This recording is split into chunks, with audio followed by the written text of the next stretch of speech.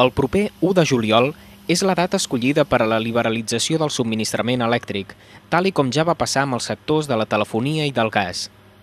D'aquesta manera, desapareixeran les tarifes integrals que regula el govern, és a dir, aquelles contractades per usuaris domèstics i pimes.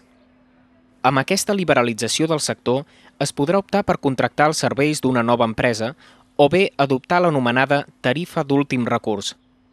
Aquesta nova competència entre empreses energètiques hauria de permetre un abaratiment dels preus.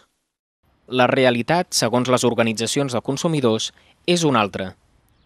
A punt d'entrar en la fase final de la liberalització del mercat elèctric i gasista, la competència de preus entre les comercialitzadores és gairebé inexistent.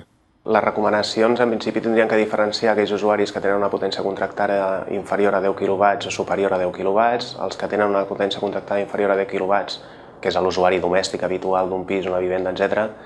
Aquests, en principi, no han de fer res, se'ls aplicarà la tarifa d'últim recurs, no fa falta que se'n vagin al mercat lliure, i aquells usuaris que tinguin una potència contractada superior a 10 kW, en aquest cas sí que tindrien que anar al mercat lliure, es tindrien que moure ja, mirar les diferents opcions de les diferents companyies dins del mercat lliure i escollir aquella que li surti més avantatjosa en quant a condicions i preu. L'elevat preu de les matèries primeres fa que la majoria de companyies ofereixin tarifes molt semblants a la màxima que marca el govern. Tot plegat no incentiva els usuaris a passar al mercat liberalitzat o canviar de companyia. El més recomanable és actuar amb cautela i esperar que s'aclareixin les condicions econòmiques de la nova tarifa regulada pel govern.